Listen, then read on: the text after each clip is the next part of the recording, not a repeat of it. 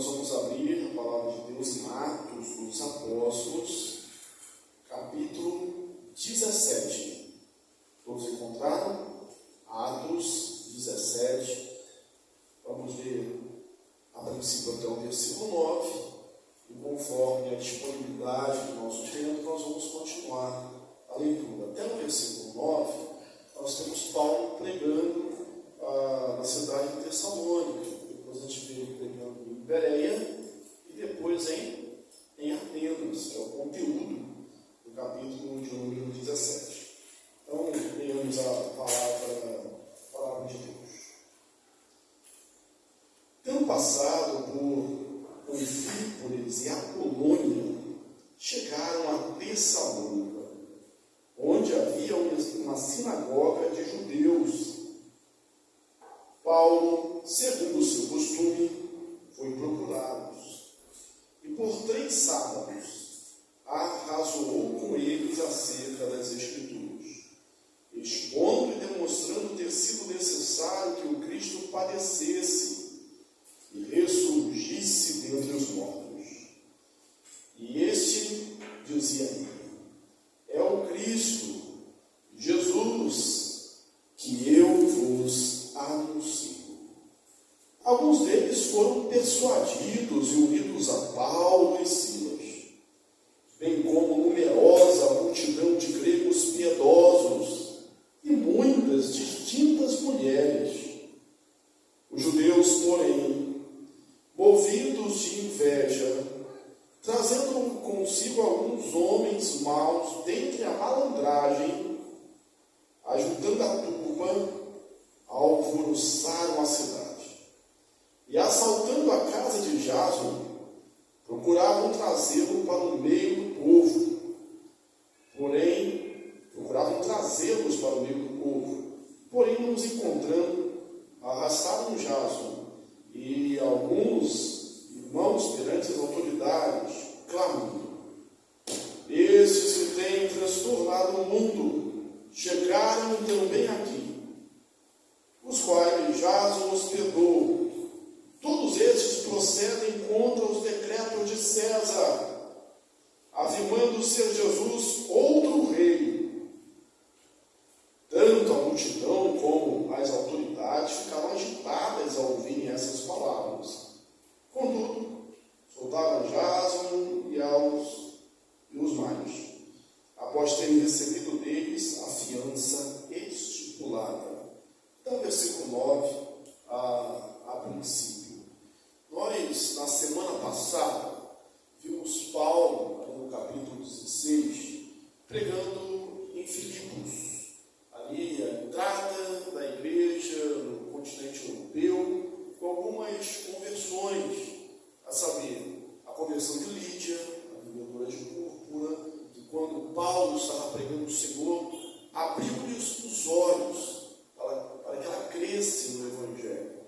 A libertação de uma jovem adivinha, possessa, que com suas admirações dava lucro aos seus senhores, que motivou ali a prisão de Paulo e de Silas, e no cárcere, sendo, depois de serem espancados, açoitados, colocados no cárcere inferior, à meia-noite eles oram, eles cantam louvores a Deus. O lugar literalmente treme, as cadeias são abertas, os grilhões caem e todos se veem livres, soltos.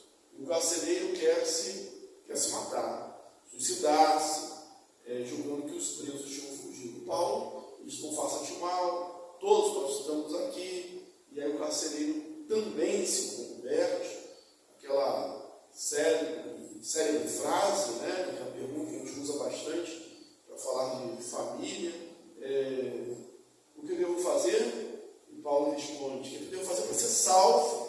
E Paulo responde: crê no Senhor Jesus, e será salvo tu e tua casa. Depois os que o prenderam, as autoridades, os pretores, de manhã, manda os oficiais de justiça para soltá-los. E Paulo diz: não, colocaram a gente aqui sem julgamento,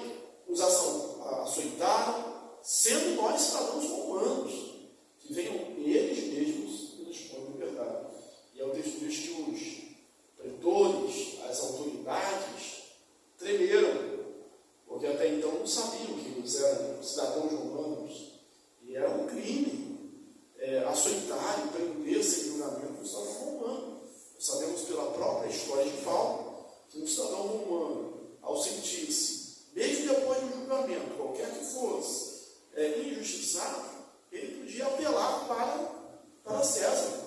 Então os treleiros foram lá pedindo desculpas a Paulo, puseram Paulo em liberdade, e aí a gente comentou, parece que aqui é a única situação em que um preso não quer sair da cadeia, né? Primeiro, as portas se abrem com o terremoto, fica todo mundo ali.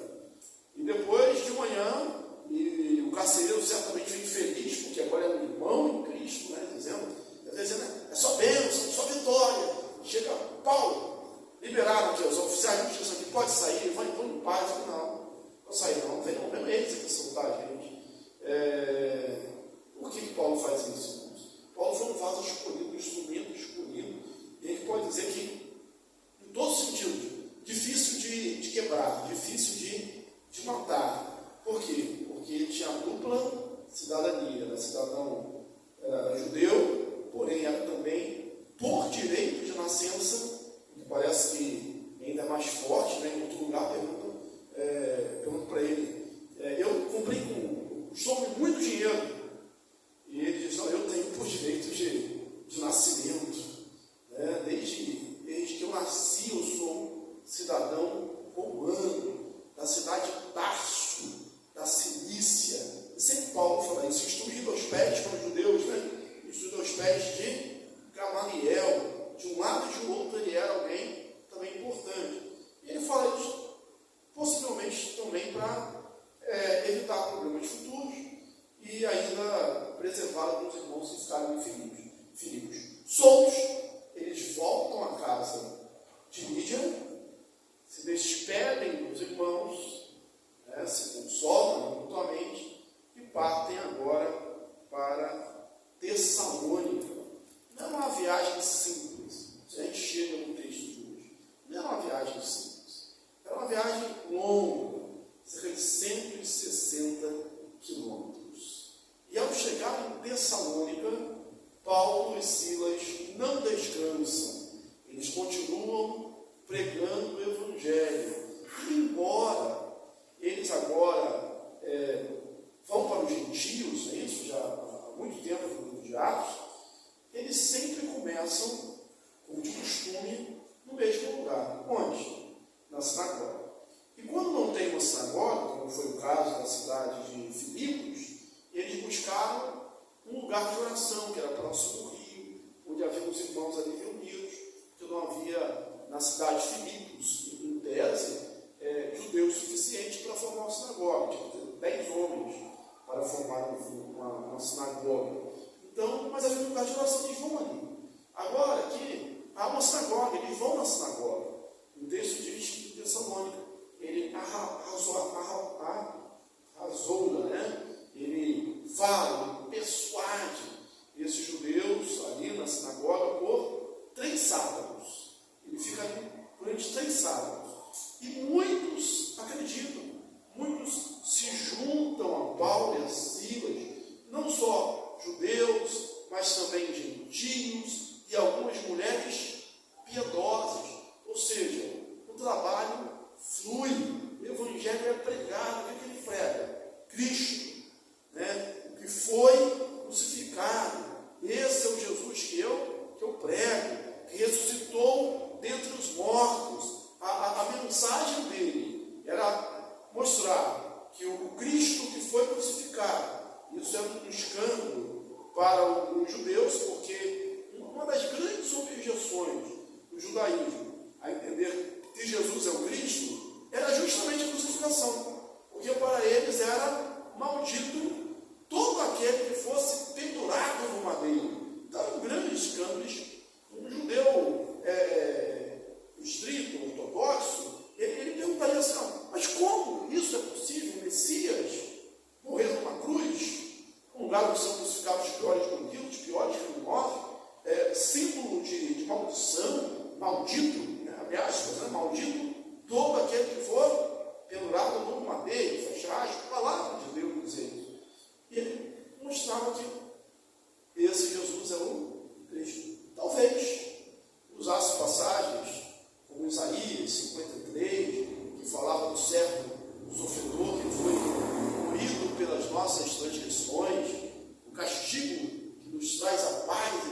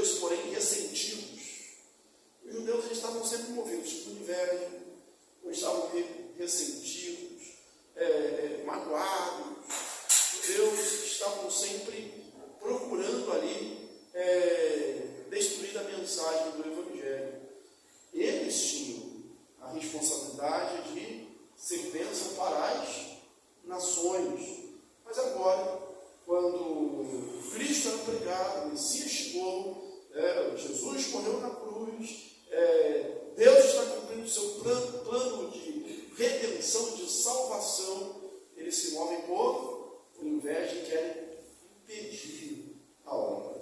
E eles invadem, diz o texto, eles não mediam esforços para, de certa forma, cumprir o que eles entendiam que era a vontade de Deus.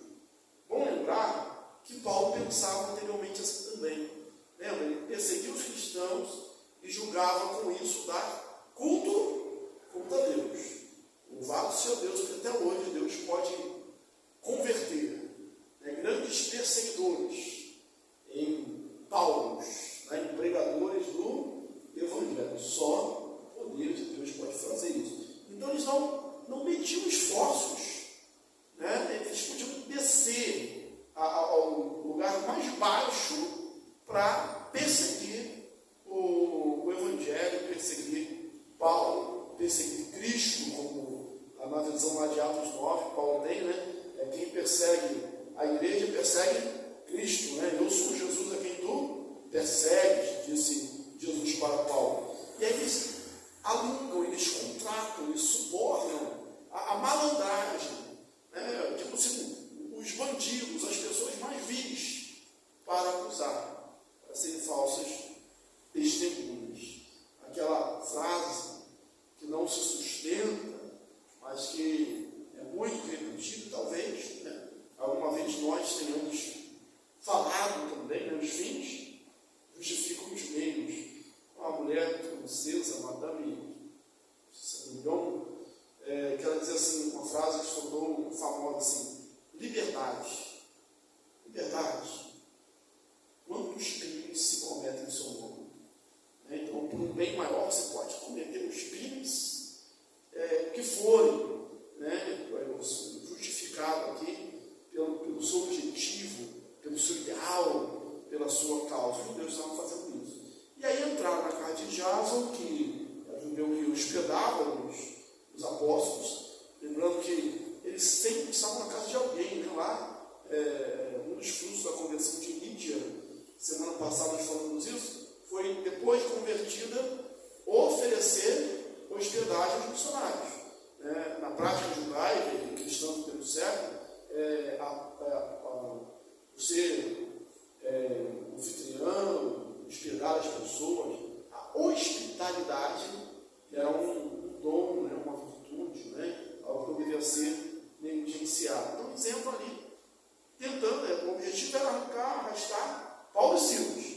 Como não os encontram, eles trazem Jason e alguns discípulos, alguns crentes, diante do tribunal. E aí fazem uma acusação, veja bem, uma acusação que talvez seja um dos maiores elogios que os discípulos receberam na história. Uma acusação que nós deveríamos nos esforçar para receber hoje. Qual a acusação deles diante às autoridades? É verdade que depois que pagam fiança, eles são soltos, Jason e os irmãos são soltos, porque a acusação não se sustenta. Não há provas, não há como manter aquilo ali, é uma falsidade, é uma mentira. Mas a acusação em si é um elogio. Aqueles que transtornam o mundo chegaram também aqui. Essa era a acusação que eles receberam. Aqueles que transtornam o mundo chegaram até aqui. Esses que colocam o mundo de cabeça para baixo chegaram aqui. Esses que por onde que passam, de certa forma, os discípulos e o Evangelho,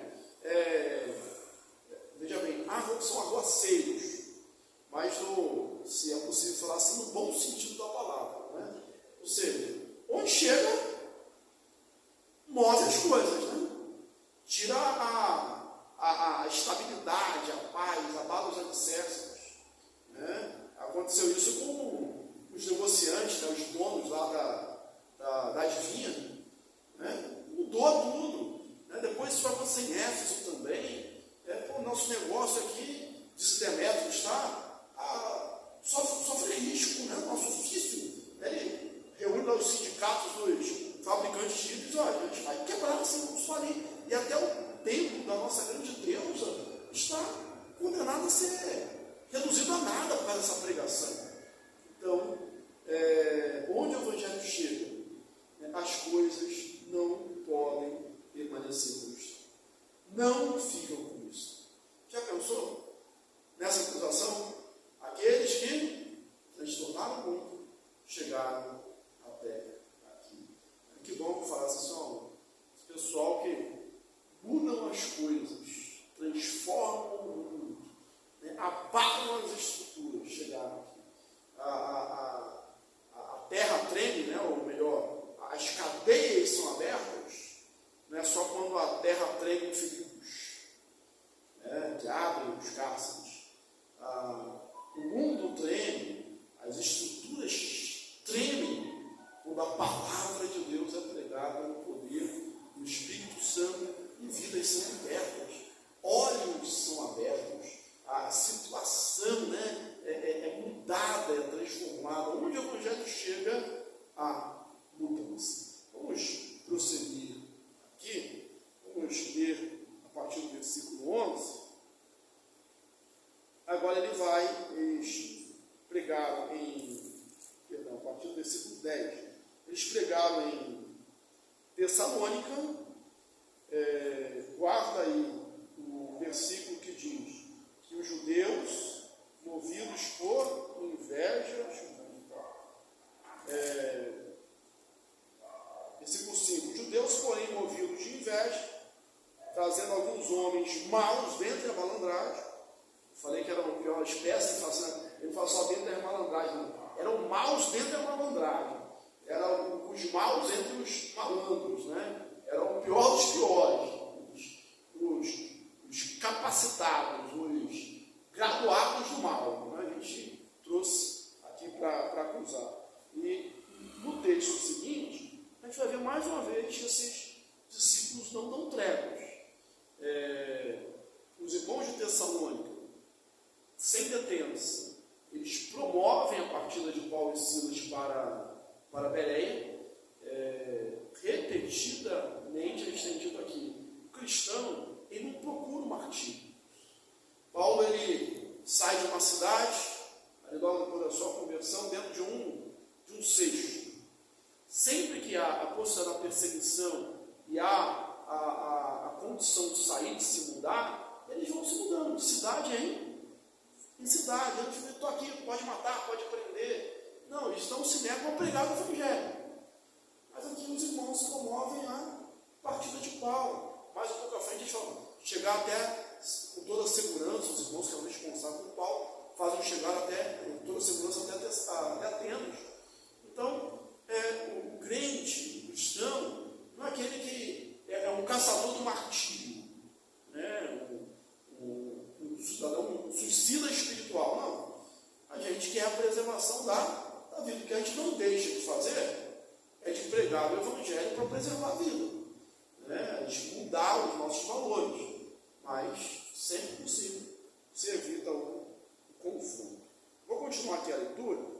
Logo, durante a noite, os irmãos enviaram Paulo e Silas para Bereia. Ali chegados, dirigiram-se à sinagoga dos judeus. Ora, esses de Bereia eram mais nobres do que os de Tessalônica, pois receberam a palavra com toda a luz, examinando as Escrituras todos os dias, para ver se as coisas eram de fato assim. Com isso, muitos deles creram, mulheres gregas de alta posição, e não poucos homens. Mas logo que os judeus de Tessalônica souberam que a palavra de Deus era anunciada por Paulo também em Bereia, foram lá excitar e perturbar o povo. Então os irmãos promoveram sem detença a partida de Paulo para os lados do mar. Porém, Silas e Timóteo continuaram ali. Os responsáveis por Paulo levaram-no até Atenas e regressaram trazendo ordens a Silas e Timóteo para que, o mais depressa possível, fossem ter com ele. Então, você são perseguidos no lugar, são perseguidos em Filipos, eles vão para Tessalônica. Então, planta-se a igreja em Bereia, são perseguidos são perseguidos em Filipos, planta-se a igreja de Filipos, a igreja de Filipenses, vão para Tessalônica. São perseguidos em Tessalônica, vão para Bereia. E a semente vai sendo espalhada.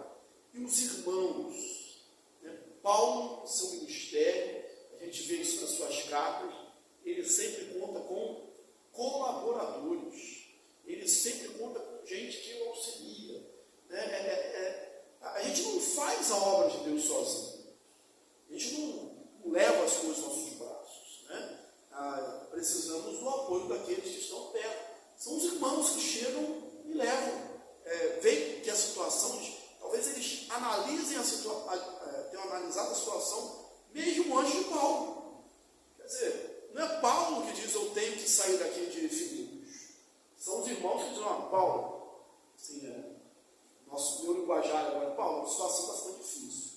A gente está aqui se fosse no exército, na polícia, ao nosso serviço de inteligência, ele sondou já a situação aí, os nossos infiltrados, eles sabem que o negócio está ficando feio, então vamos sair daqui. Eles promovem. Quando em Tessalônica a mesma coisa, os irmãos sem detença promovem a partida de Paulo. Havia uma equipe, havia um grupo interessado. Quando o pastor, ele chega na igreja, já está estabelecido, a gente também sempre precisa de um assessoramento. Sempre tem alguém que mostra, é melhor por aqui, ou precisamos fazer isso. Ninguém faz a obra de Deus sozinho. Se Paulo naquele tempo não se atreveu a fazer, quanto mais nós, mas hoje, Paulo tinha todo o assessoramento possível. Sim, Filipos, sim, Tessalônica, a gente tem uma frase séria, um versículo a ser destacado, que é: aqueles que transtornam o mundo chegaram também aqui, em Bereia também. É um versículo que é muito repetido e que deve estar realmente entranhado na nossa vida. Esses de Bereia, porém, eram mais nobres do que os de Tessalônica, porque, ouvindo a palavra, examinavam as Escrituras todos os dias para ver se as coisas de fato eram assim. Paulo faz o mesmo trabalho, procura a sinagoga, prega na sinagoga, só que esses irmãos de Bereia, eles são ávidos, eles buscam com toda a avidez o conhecimento e examinam as Escrituras todos os dias para conferir se as coisas que estão sendo pregadas são de fato assim. Isso é um elogio aos bereanos, tanto é que até hoje, quando a gente quer falar de um crente, que ele examina a Bíblia, que ele busca conhecimento, já é um bereano, se tornou um adjetivo para cada um de nós, um crente bereano, aquele crente que ele não é levado por todo o vento de doutrina, ou porque o fulano disse, ele confere Escritura por Escritura, a Bíblia, palavra por palavra, ele vai a fundo, ele pesquisa. E isso foi a orientação de Jesus, lá em João 5:39. Examinar as Escrituras, porque cuidais ter nela a vida eterna, e são elas mesmas que testificam de mim. Nesse texto lá em João 5:39, Deus está dizendo assim: examine a Bíblia, caso examine o Antigo Testamento, porque ele todo está falando de mim. As Escrituras testificam de mim, elas falam de mim, e buscavam com toda a avidez. O Antigo Testamento, o Novo Testamento, somos sempre incentivados a buscar a palavra. Lá em Deuteronômio 6, somos instados a ensinar, a falar, assentado com nossos filhos no caminho, assentado à porta da nossa casa, escrever essa palavra nos umbrais das portas, escrever nas nossas mãos, atar nas nossas mãos, colocar como frontal diante dos nossos olhos, enfim, deveríamos sempre vendo e vivendo a palavra. Quando Deus fala para Josué, o sucessor de Moisés, o segredo ali para a vitória, ele diz que ele deveria meditar, né, nas palavras deste livro da lei todo dia, para que faça tudo quanto nele está escrito. Então farás prosperar os teus pés e serás bem sucedido por onde quer que andar. Não cesse de falar deste livro da lei. E hoje, até hoje, irmãos, nós buscamos esse mesmo propósito. Confirmamos isso, né, que o crente se alimenta, que lê a Bíblia, que busca a palavra de Deus, busca a oração. Ele é realmente um crente mais forte. Mas não é de qualquer maneira, com toda a avidez. O último capítulo de Isaías 66, Deus fala que não habita em templos feitos por mãos humanas. Que templo você vai edificar, né? Que lugar vai ser o lugar da minha habitação? O céu é o meu trono, a terra é o estrado dos meus pés. Que lugar habitaria eu? Olha só, para quem eu olho, quem eu vejo, o abatido, espírito, o contrito e aquele que treme da minha palavra. Treme diante da minha palavra. Por que Isaías fala isso?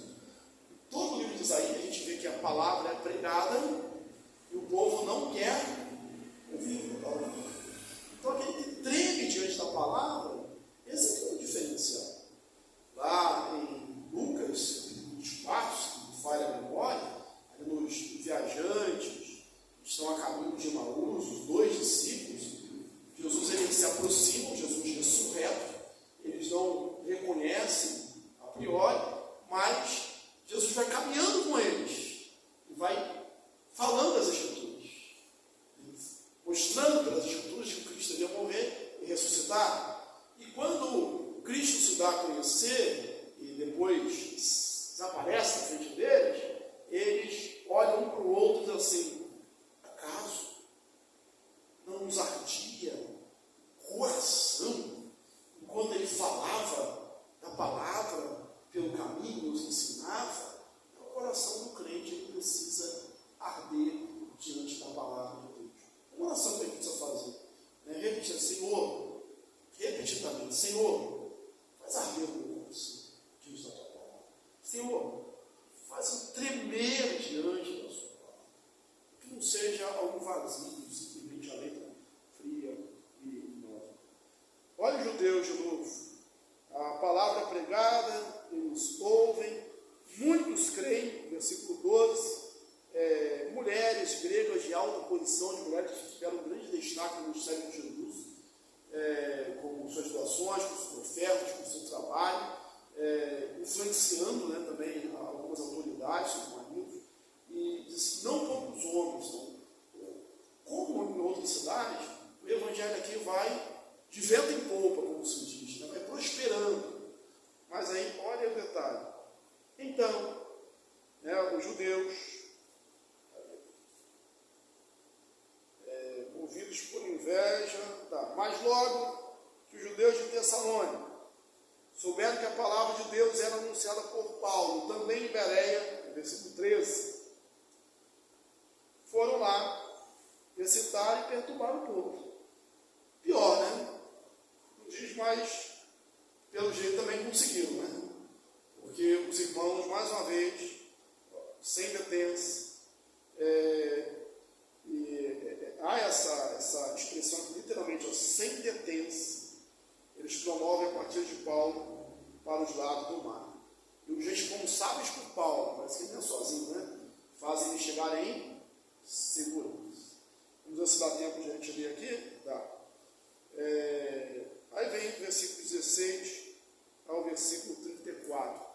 Paulo em Atenas. Agora vai para mais longe ainda, mais distante. Ele vai para Atenas. E a gente vê a provisão de Deus, a mão de Deus dirigindo a história. Parece que essas situações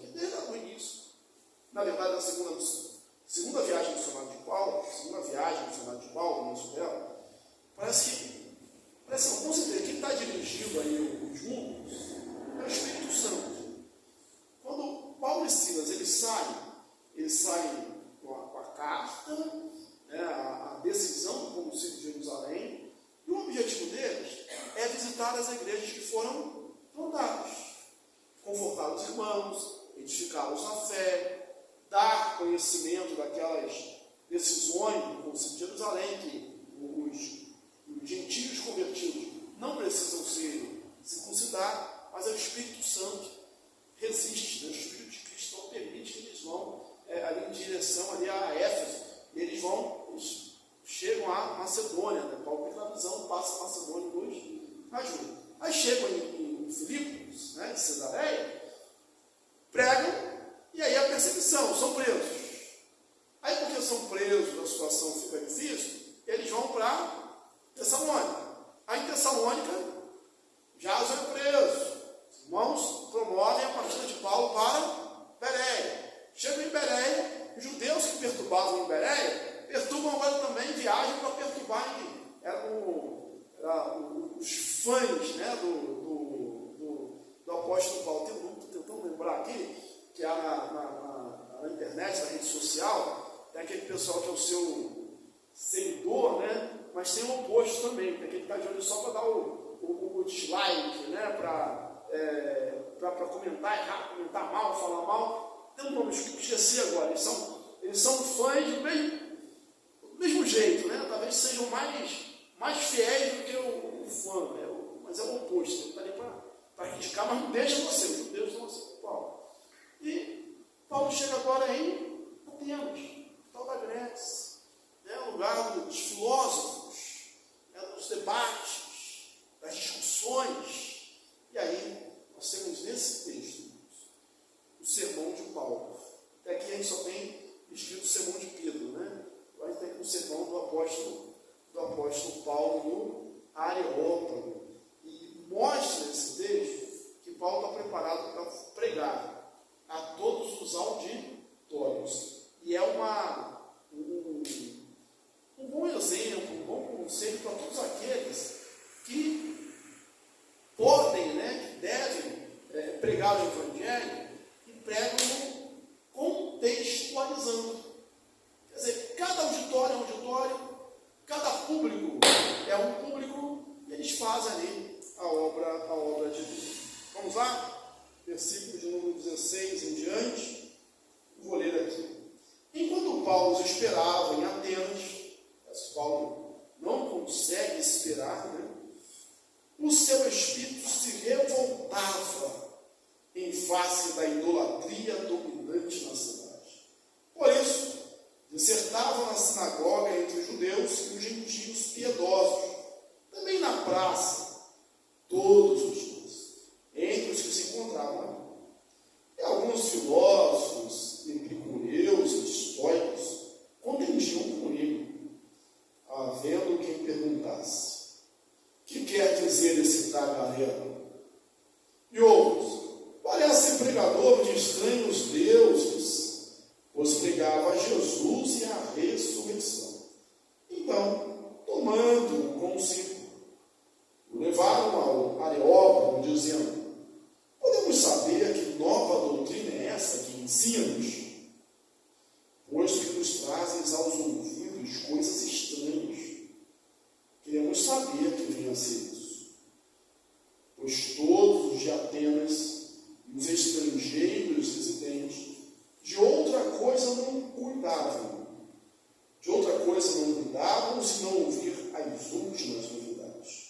Então, Paulo, levantando-se no meio do Areópago, disse: senhores atenienses, em tudo os vejo acentuadamente religiosos, porque passando e observando os objetos do vosso culto, encontrei também um altar, no qual está escrito: ao Deus desconhecido. Pois esse que adorais sem conhecer é precisamente aquele que vos anuncia. O Deus que fez o mundo e tudo que nele existe, sendo ele Senhor do céu e da terra, não habita em santuários feitos por mãos humanas, nem humanos, como se de alguma coisa precisasse, pois Ele mesmo é quem a todos dá vida, respiração e tudo mais. De uma só fez toda a raça humana, para habitar sobre toda a face da terra, havendo fixado os tempos previamente estabelecidos e os limites da sua habitação, para buscarem a Deus, e se porventura, tateando, possam achar, bem que não está longe de cada um de nós, pois nele vivemos, nos movemos e existimos, como alguns dos vossos poetas têm dito, porque dele também somos geração. Sendo, pois, geração de Deus, não devemos pensar que a divindade é semelhante ao ouro, à prata ou à pedra, trabalhados pela arte e a imaginação do homem. Ora, não levou Deus em conta os tempos da ignorância. Agora, porém, notifica aos homens que todos, em toda parte, se arrependam. Portanto, estabeleceu um dia em que há de julgar o mundo com justiça, por meio de um varão que destinou e acreditou diante de todos, ressuscitando dentre os mortos. Quando ouviram falar de ressurreição de mortos, uns escarneceram, e outros disseram: a respeito disso te ouviremos noutra ocasião. A essa altura, Paulo se retirou do meio deles. Houve, porém, alguns homens que se agregaram a ele e creram. Entre eles estava Dionísio, o Areopagita, uma mulher chamada Dâmaris, e com eles outros mais. Paulo foi mandado até a cidade de Atenas, por proteção, e a princípio parece que a ideia, a missão de Paulo era ficar ali quietinho, né? Esperando Timóteo e Silas. Isso? Eles de voltam com ordem de trazerem Timóteo e Silas, né? Sem detenção. Mas acontece algo que deveria acontecer com todos nós. Paulo se irrita, Paulo não se aquieta, Paulo fica agitado com a idolatria que ele vê no lugar. A cidade de Atenas, né, da Grécia, era cheia de ídolos. Aqueles que dizem que era mais fácil você encontrar um Deus em Atenas do que um homem. Para dizer que era imensa a quantidade de deuses. Entre os vários deuses citados, tinha, como toda cidade do meio de Roma, a necessidade também de adorar a César. E Paulo ele vai procurar uma sinagoga, havia uma sinagoga ali. Ele não vai direto para o Areópago, ele não vai falar ali mesmo, porque é um lugar restrito. E aí, ele vai na sinagoga como se estivesse perguntando aos judeus, né? Olha, vocês estão aqui para pregar o único Deus, não é isso? Nosso Deus é o único Senhor, o nosso Deus é o único Deus, né? Não há outro, Deus é o único. Deus pegava, vocês não estão vendo isso não? Como se Paulo fosse dizendo isso. Ele prega na sinagoga, é ouvido na sinagoga, e ele vai também para as praças, e prega todos os dias. Vejam bem, aquele que deveria ficar ali quietinho esperando, né, ele vai para a sinagoga, vai para as praças, está onde o povo está, pregando todos os dias. Em Atenas, outros lugares assim, há uma vantagem. As pessoas estão às vezes dispostas a ouvir, nem que seja por curiosidade, ou para combater, para criticar, mas há uma disponibilidade em ouvir. Aqui fala dos atenienses, judeus residentes. Em Atenas, o pessoal, eles iam para a praça, o point, né, a distração das pessoas, eram ouvir os filósofos. Haviam filósofos itinerantes, daí que vem o nome de sofistas, né, que passavam de cidade em cidade, pregando as suas ideias. E os sofistas, eles eram excelentes na oratória. Viviam disso, tinham que engajar a multidão, receber os aplausos também, as ofertas. Então está aqui os primeiros livros de oratórios, vêm os sofistas, né? o sofisma, né? Ele não se importa nem se o negócio é verdadeiro. Importa mais a forma, né, como se fala, se convence, se leva ao auditório, ao choro e ao riso. Alguns chegam a dizer que um sofista é capaz de fazer, num instante, a plateia chorar e no outro instante rir. Né? Tamanha era a eloquência dele. Então, o alvo das pessoas é esse. Então, se tem um pregador novo, alguém falando de uma nova doutrina, eles querem ouvir. E Paulo, irmãos, era um homem eloquente, Paulo era um homem versátil, Paulo era um homem inteligente. Ele está pregando, tanto é que aquilo ali atrai as pessoas. E não só o povo, mas eles atraem os filósofos, as principais correntes filosóficas do tempo de Paulo, que eram os estoicos e os epicureus, que eram, para a gente não entrar aqui em detalhes, eram opostos entre si. O estoico era aquele que acreditava no destino, as coisas vão acontecer, a morte extingue realmente tudo acaba, né? Como o grego que negócio, o corpo é mau, a gente tem que mortificar o corpo, o espírito que é bom, e os gregos, os epicureus, né, de Epicuro, eram justamente o contrário, né? Assim, a gente comamos, o resumo, né, da Bíblia, da filosofia, comamos e bebamos que amanhã morreremos. Se o corpo é mau mesmo, o espírito que é bom, não importa o que a gente faz com o corpo, o importante é ter prazer, o importante, como dizia o pessoal do bem-estar hoje, né? Filosofia do bem-estar, não faz sentido, né? O importante é que você se sinta bem, né? Essa é a filosofia dos epicureus. Uma filosofia também que era pregada no tempo, mas nossa aqui é o platonismo, né? Mas a gente vê em outra ocasião. Bem, eles sabem que ouvir Paulo, mesmo porque nos falava outra coisa. O Lucas, né, o narrar isso, ele está dizendo o seguinte, né? O pessoal lá de Atenas, o pessoal gostava de um fuxico, gostava de uma fofoca, o pessoal gostava de estar na praça. Como disse, isso era o hobby deles, então eles falavam outra coisa. E ele disse, olha, não dá para entender, ele fala umas coisas estranhas. Alguns dizem, não, parece que são deuses estranhos que ele prega, parece que ele pegou deuses estranhos. E aí, é um paradoxo terrível aqui, né, irmãos? Porque uma cidade, como eu disse antes, né, aquela frase, era mais fácil encontrar um Deus do que um homem. Os atenienses falaram que estavam pregando um Deus estranho. Coisa difícil, né? E Paulo começa a pregar agora no Areópago para aqueles filósofos. Talvez a gente pensasse assim, a gente vai botar esse judeu no chinelo, né? Vamos acabar com ele. Eles mal sabiam que Paulo também era um filósofo, era um erudito. Paulo se orgulhava em ser de Tarso, né? Tarso, em termos de filosofia, só perdia realmente para Atenas na Grécia.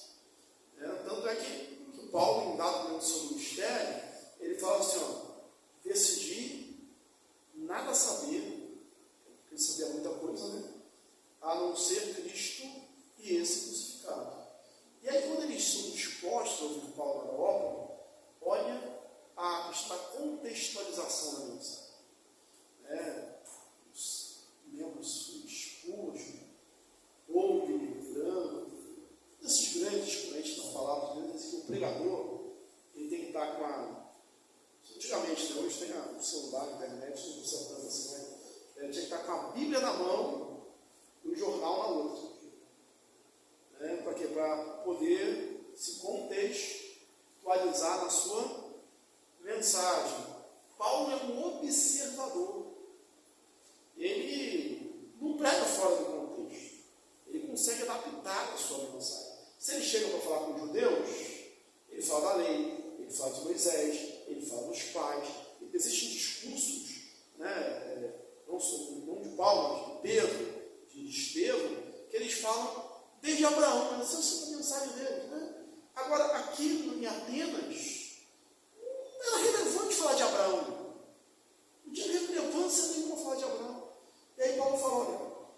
passando entre os vossos deuses. Ele estabelece aquilo que a gente chama uma base comum para o debate, está passando entre os vossos deuses. Aí ele é aquele que massageia um pouco o ego, né? Você começa falando bem, né? Eu observei que vocês são tudo religiosos, né? Vocês estão de parabéns, vocês são pessoas religiosas.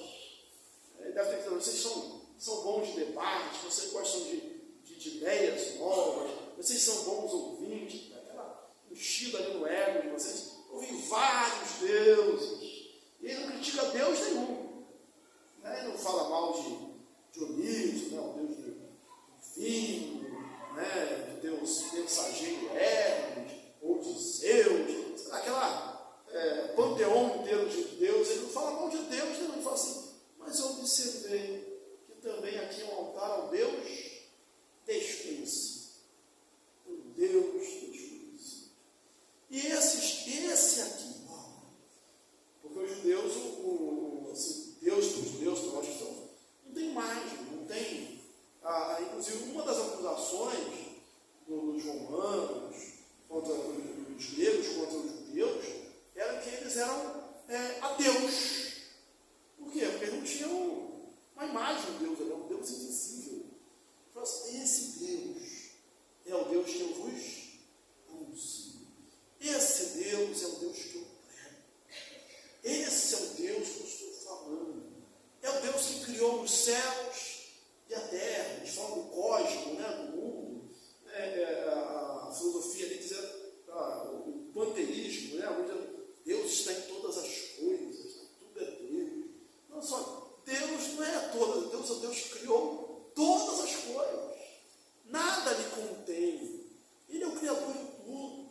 Ele não habita em templos feitos por mãos humanas. E nem servem nem é servido por mãos humanas. Ele precisa disso. Deus é grande, é tremendo. E aí ele contextualiza mais uma vez. É como se ele citasse aqui estivesse falando, por exemplo, para médico, e citasse no seu discurso a palavra de um médico conceituado. Estivesse falando entre músicos e falasse de um músico conceituado. E como dizem os vossos poetas, ele e nós também somos gerações. Onde Paulo prega, ele não torce a sua mensagem, ele não cede na sua mensagem, ele não negocia os seus princípios, os seus valores, mas ele contextualiza. E aí ele fala da ressurreição. Esse Deus mandou Jesus para morrer pelos nossos pecados, e ele ressuscitou entre os mortos. Aí quando eles ouviram falar de ressurreição, algo acabou com a ressurreição. Por que, irmãos? Para o grego, até para o gnosticismo, essa questão da ressurreição não era só algo incrível, mas era também algo absurdo. Dava para entender. Por quê? Diziam eles que o corpo é a prisão do espírito. O corpo é a tumba, é o sepulcro da alma. Então, por que o espírito, os estoicos, pensavam assim que era nosso espírito é uma faísca de Deus, uma faísca da divindade. Por que o espírito que agora se libertou do corpo ia querer voltar para o corpo? Não tinha sentido, não. Aí outros, talvez mais dados ao discurso, a respeito disso, nós te ouviremos em outra ocasião. É aquele tipo assim, não, assim não. Vamos pensar sobre isso depois? Vou pensar. Não vou analisar com calma aqui a proposta. Depois a gente conversa sobre esse assunto. Mas o resultado é benéfico. Alguns creram. Inclusive, Dionísio, agita alguém ali do Areópago, pessoas distintas, inclusive cita aqui o nome de Damares. Então, a mensagem de Deus vai sendo propagada. Semana que vem, a gente